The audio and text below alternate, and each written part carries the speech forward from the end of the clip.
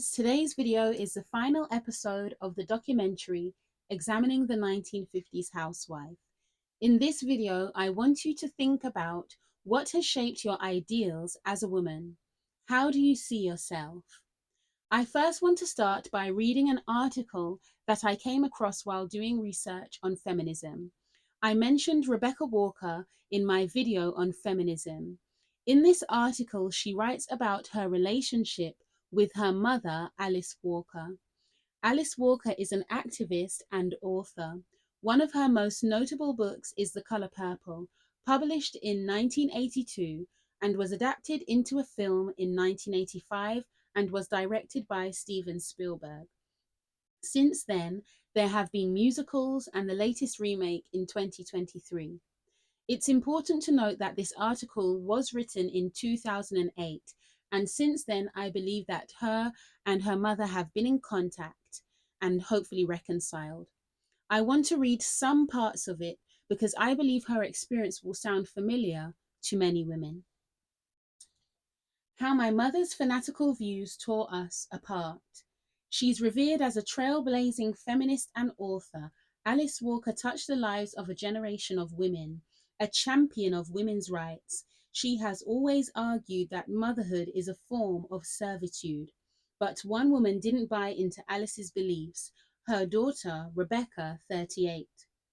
Here the writer describes what it was like to grow up as the daughter of a cultural icon, and why she feels so blessed to be the sort of woman 64-year-old Alice despises, a mother. The truth is that I very nearly missed out on becoming a mother, thanks to being brought up by a rabid feminist who thought motherhood was about the worst thing that could happen to a woman. You see, my mum taught me that children enslave women. I grew up believing that children are millstones around your neck, and the idea that motherhood can make you blissfully happy is a complete fairy tale. In fact, having a child has been the most rewarding experience of my life, far from enslaving me. 3.5-year-old Tenzin has opened my world. My only regret is that I discovered the joys of motherhood so late. I have been trying for a second child for 2 years, but so far with no luck. I was raised to believe that women need men like fish needs a bicycle.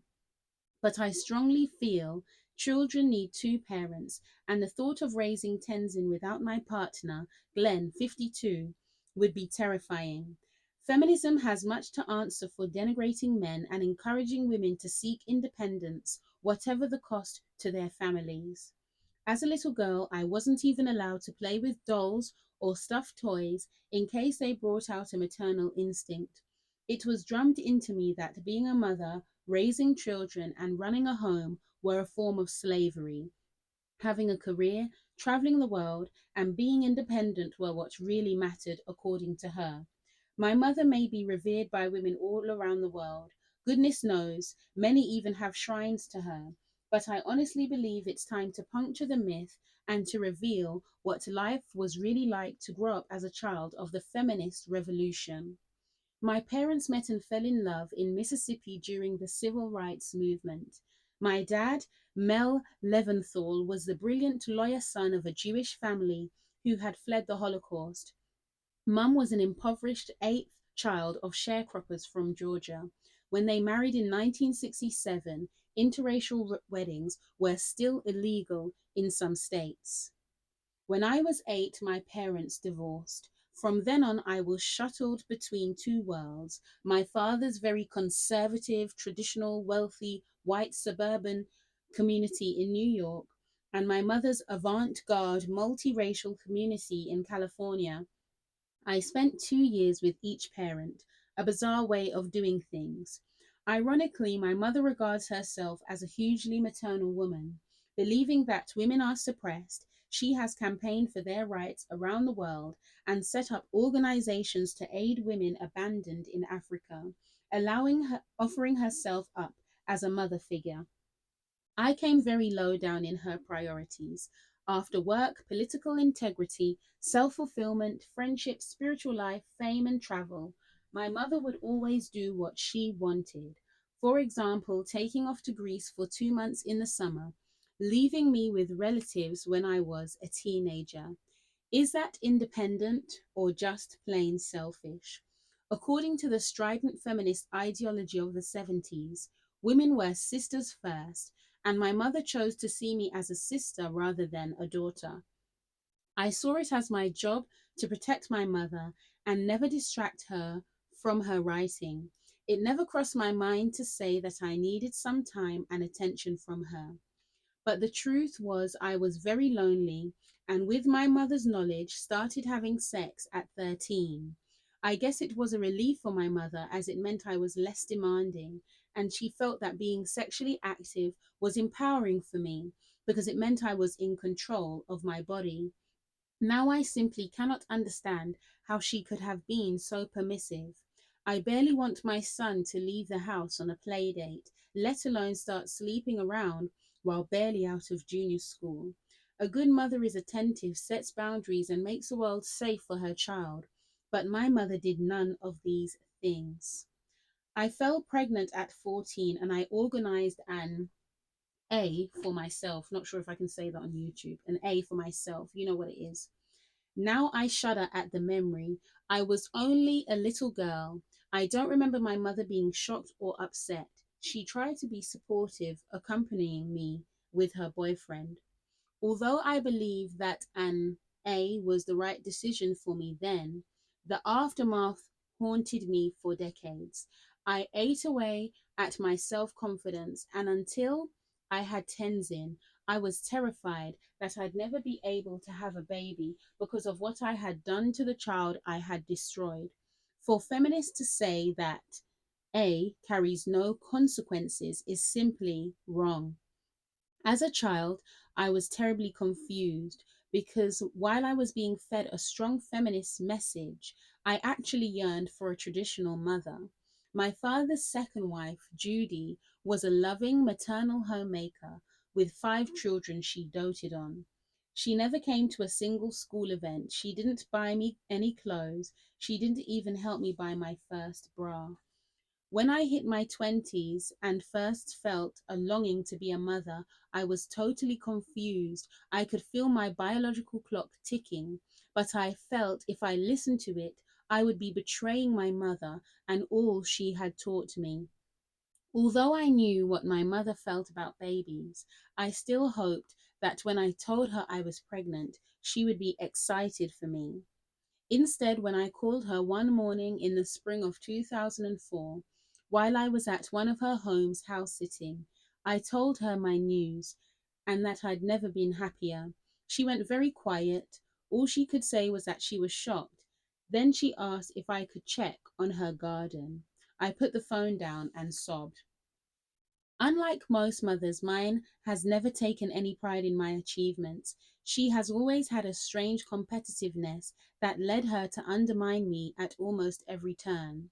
When I got into Yale, a huge achievement, she asked why on earth I wanted to be educated at such a male bastion. Whenever I published anything, she wanted to write her version, trying to eclipse mine. She finds it impossible to step out of the limelight, which is extremely ironic in light of her view that all women are sisters and should support one another. It's been almost 4 years since I have had any contact with my mother, but it's for the best, not only for my self protection, but for my son's well being. I've done all that I can to be a loyal, loving daughter, but I can no longer have this poisonous relationship destroy my life. Yes, feminism has undoubtedly given women opportunities. It's helped open the doors for us at schools, universities, and in the workplace. But what about the problems it's caused for my contemporaries? What about the children? The ease with which people can get divorced these days doesn't take into account the toll on children. That's all part of the unfinished business of feminism. Even now, I meet women in their 30s who are ambivalent about having a family. They say things like, I'd like a child. If it happens, it happens. I tell them, go home and get on with it because your window of opportunity is very small, as I only know too well. And then I meet women in their 40s who are devastated because they spent 2 decades working on a PhD or becoming a partner in a law firm, and they missed out on having a family. Thanks to the feminist movement, they discounted their biological clocks. They've missed the opportunity and they're bereft. Feminism has betrayed an entire generation of women into childlessness. It is devastating. I don't want to hurt my mother, but I cannot stay silent. I believe feminism is an experiment, and all experiments need to be assessed on their results. Then, when you see huge mistakes have been paid, you need to make alterations. I hope that my mother and I will be reconciled one day. Tenzin deserves to have a grandmother, but I am just so relieved that my viewpoint is no longer so utterly colored by my mother's.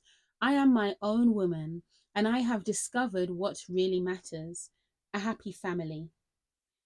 Baby Love: Choosing Motherhood After a Lifetime of Ambivalence by Rebecca Walker was published by Souvenir Press on May the 8th. Interview by Tessa Cunningham. Hmm. Some women don't see themselves as traditional women, but if you go on a first date, you want the man to pay instead of going Dutch or splitting the bill. In many aspects, you still see the man as protector and provider. You want to get married, but marriage is archaic, right? And traditional. And in order for it to work, you have to assume roles and responsibilities.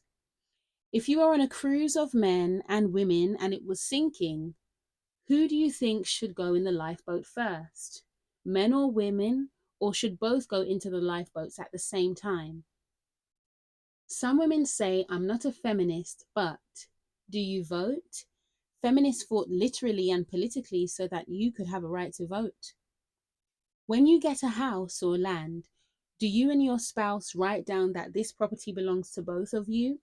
Feminists fought so that you could have ownership of property. Do you use birth control?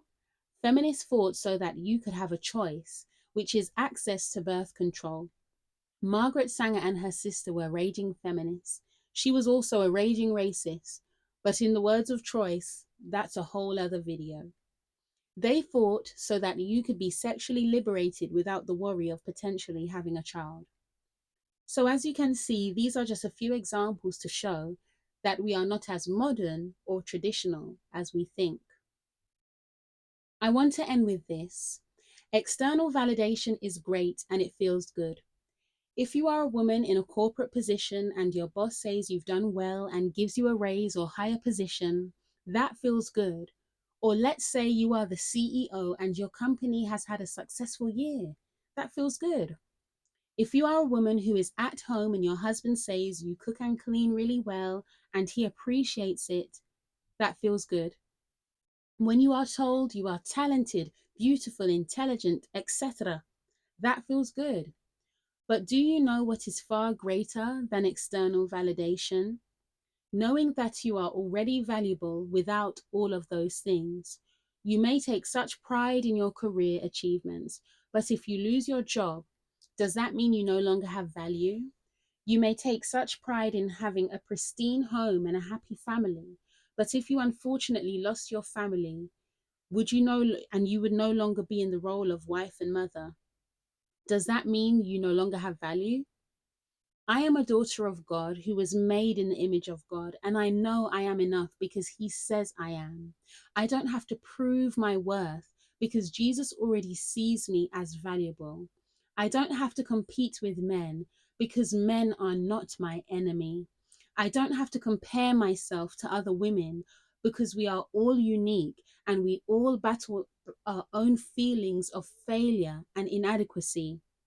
I don't have to act like I always have a perfect home and life because God can see through the lies and being fake is not sustainable. Give your life to Jesus and allow Him to show you who you are and that you are enough. This does not diminish or take away from your goals, but your goals will shine brighter and have greater purpose with Him who made you for a purpose.